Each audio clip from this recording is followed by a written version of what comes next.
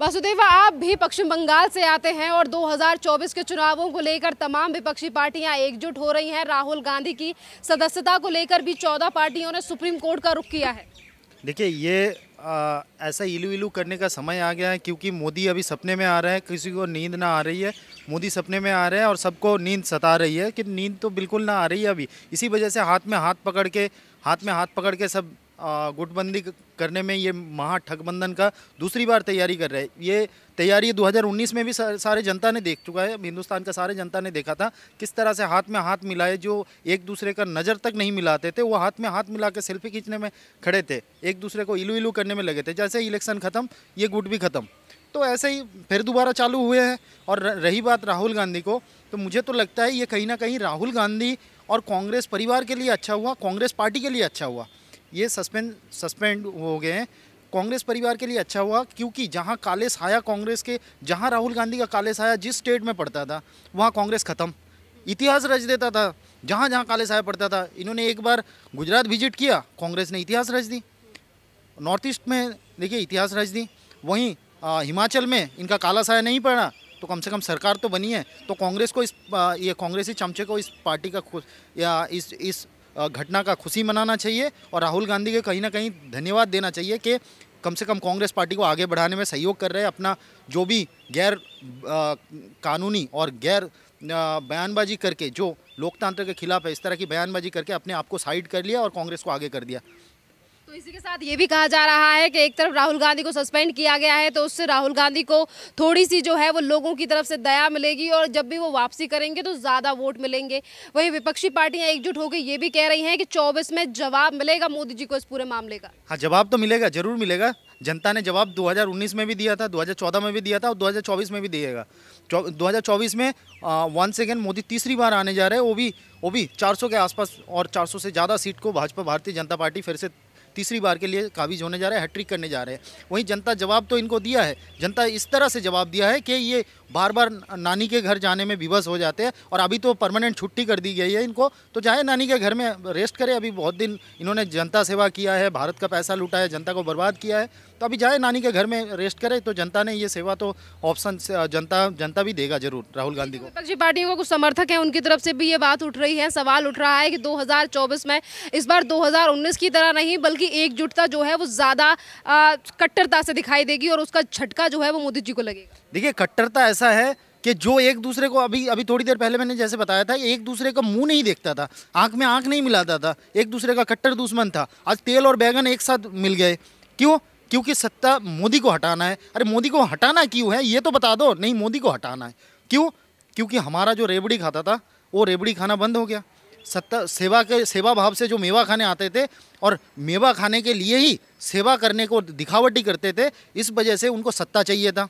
आज जनता ने देख लिया कि सेवा क्या होता है। 2014 से 2019 तक कार्यकाल में देखा, फिर 2019 में दोबारा लाए थे और अभी भी देख रहे हैं जिस तरह से आए दिन 2014 से पहले जिस तरह से आए दिन एक नए न्यूज़ चैनल में डेली सुबह चैनल खुलते ही एक नए घोटाला का उजागर होता था, आज एक नए स्कीम का उदाहरण होता है, एक नए स्कीम लाया जाता है मोदी गवर्नमेंट द्वारा। आए दिन एक नए कहीं कॉलेज उद्घाटन होता है, तो कहीं सड़क, कहीं एयरपोर्ट, तो कहीं हॉस्पिटल। तो ये जो बदलाव देखा गया, और आए दिन पीछे बीते वर्षों में 2014 से पहले यूपीए गवर्नमेंट में हर दिन एक नए घोटाला का उजागर होता था। हर दिन ये सुना जाता था, आज 2G, कल 3G, कल 4G, ये फलाना, ये एक से एक बढ़कर घोटाला किया। तो उस टाइम स्कीम चलता था, उस टाइम स्कीम ना चल के स्कैम चलता था। आज वही स्कीम में बदल के मोदी जी ने दिखा दिया। ये होता है नेता, नियत और नीति अगर सही होगी। आज उस चेंजेस ने भारत के जनता ने देखा है। इस चेंजेस से अगर नेता, नियत और नीति सही होगी तो किस तरह से भारत विश्वगुरु बन के उभर सकता है। आज भारत 5वीं बड़ी सबसे अर्थव्यवस्था बन के वर्ल्ड के अंदर बैठा है और वर्ल्ड पावर लीड कर रहे हैं। आने वाले समय पे 2027 तक ये तीसरी बड़ी बनने जा रही है। तो भारत की जनता ये सब विकास दर को देखा है और आगे की फ्यूचर देखा है, भारत की बढ़ते हुए उभरती हुई ताकत को देखा है। तो भारत के जनता ने ये ठाना है 2024 में फिर से मोदी को लाना है और भारी बहुमत से फिर से भाजपा को जिताना है। बस उसके साथ ये भी है कि पहले बेशक 2019 में सभी विपक्षी पार्टियों ने एकजुटता की थी और गठबंधन भी किया था, पर इस बार जो एकता है वो ज़्यादा कठिन यानी कि मोदी जी के लिए इसीलिए दिखाई दे रही है क्योंकि इस बार जो विपक्ष है वो ईडी सीबीआई की जांच को लेकर भी एकत्रित है, जेपीसी को लेकर भी एकत्रित है और अब राहुल गांधी के मुद्दे को लेकर भी विपक्ष एक साथ ही आवाज़ उठा रहा है, एक साथ हो गया राहुल गांधी। देखिए वही बात मैं बोलना चाह रहा था, जिस अभी अभी पार्टी का गठजोड़ देखिए कैसे कैसे माहौल बनते जा रहा है। क्यों? कारण एक ही है, मोदी को हटाना है, भले ही कुछ भी हो जाए मोदी को हटाना है। क्यों? मोदी विकास को इतनी तेजी रफ्तार दिया है कि ये उस कंपटीशन में कहीं ना कहीं कहा जा रहा है कि विकास नहीं, विकास के नाम पे महंगाई बढ़ाई जा रही है और देश में लोकतंत्र खत्म किया जा रहा है, न्यायपालिकाओं पर दबाव बनाया जा रहा है। आज कोई भी संस्था निष्पक्ष तरीके से जांच नहीं कर रही है, मीडिया को लेकर भी सवाल उठ रहे हैं कांग्रेस और तमाम पार्टियों की तरफ। देखिए 2014 से पहले ये वही इंडिपेंडेंट संस्था थी जिसमें कोर्ट का टिप्पणी आया था कि ये तोता बन के बैठा है, सरकारी तोता बन गए थे। आज जब आप चोरी करोगे तो जाना ही पड़ेगा जेल, कोई चोरी करेगा। आप वही अभी थोड़ी देर पहले मैं बताया था, पहले ये लोग क्या ये ढोंगीपन रचते थे, सत्ता के लिए सेवा भाव से आते थे और सेवा भाव से आने के ढोंगी रचना रच के ये मेवा खाने में लगे रहते थे। तो मेवा खाएंगे तो चोरी अगर करेंगे तो आपको जेल जाना पड़ेगा। आप इंडिपेंडेंट संस्था है भारत के अंदर, आज न्यायपालिका के सवाल उठा रहे। कांग्रेस का आज एक हाल ही में बयान आया है कि वो लोग सड़क पे उतर जाएंगे। जब चोरी करता है राहुल गांधी, ईडी का छापामारी पड़ता है, ईडी का बुलावा आता है, राजमाता के ऊपर भी आता है, तब भी कांग्रेस ऐसे ही सो के रोड पे सो गए थे। इतना गर्मी में भी रोड पे सोए पड़े थे। तो ये कहीं ना कहीं दर्शाता है। देखिए हमेशा से, इससे पहले अगर अब भाजपा के देखें, भाजपा का आज जो चाय वाला एक प्राइम मिनिस्टर बन के बैठा है वो भी कभी ऐसे हालत से गुजरे हैं। आज का जो गृह मंत्री है माननीय अमित शाह जी, वो भी कभी इसी हालत से गुजरे हैं। तब हमारा कोई भाजपा का कोई कार्यकर्ता नहीं गए थे, नहीं कोई भाजपा का नेता गए थे उनके खिलाफ। वो खुद अपने आप को साबित करके आए कि आई एम नॉट गिल्टी, ये प्रूव करके आए। तो ये भी प्रूव करके आए, भारत की जनता स्वागत करेगी। और ये ना करके आप तो चोरी करोगे, फिर सीनाजोरी करने में भारत को सारे जनता को बुलाओगे कि आओ मेरा सपोर्ट में खड़ा हो, तो कौन खड़ा होगा? कोई चोरी करे तो चोरी का सजा तो 2024 के लिए विपक्षी तैयारी है। अखिलेश यादव ने भी ममता बनर्जी से मुलाकात करके कहा कि उत्तर प्रदेश में हम और टीएमसी गठबंधन करेंगे और 80 सीटें ले जाएंगे। तो वहीं ममता बनर्जी भी पश्चिम बंगाल को लेकर पूरी तरीके से श्योर हैं और विपक्षी पार्टियां एक एक राज्य पे कह रही हैं कि इस बार तो मिलीजुली सरकार आनी है।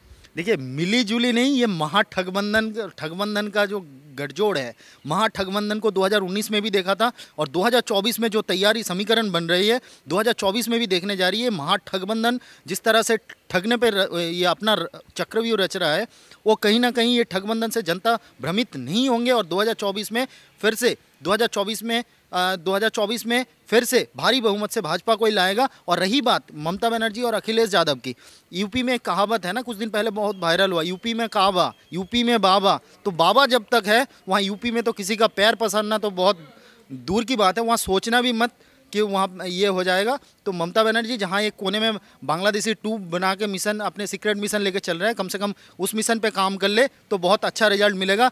पीएम बनना तो बहुत दूर की बात है, सपने में भी ना सोचे, क्योंकि मोदी जी है उसके तूफान के सामने वो कहीं धराशायी हो जाएगा। बढ़ती हुई ताकत से डर गई है क्या मोदी सरकार? नहीं, ये लोग डर गए हैं, तभी तो एक दूसरे का हाथ पकड़ के खड़े हैं। जो एक दूसरे का नज़र नहीं मिलाते थे, एक दूसरे का नाम लेने से कतराते थे, आज एक दूसरे को कंधे में कंधा मिला के, हाथ में हाथ मिला के और एक दूसरे के गोद में बैठ के इलू इलू कर रहा है। ये समीकरण क्या कहलाता है? तंत्र में प्रहार की बात की जा रही है, संविधान पे लेकर बात की जा रही है। राहुल गांधी ने कहा है बेशक डिस्क्वालीफाई हो गए हैं पर डर नहीं है किसी चीज़ का, इसी तरीके से लड़ते रहेंगे। हाँ, इनका डर तो होता ही नहीं। चोरी करके बैठा था तब भी डर नहीं था।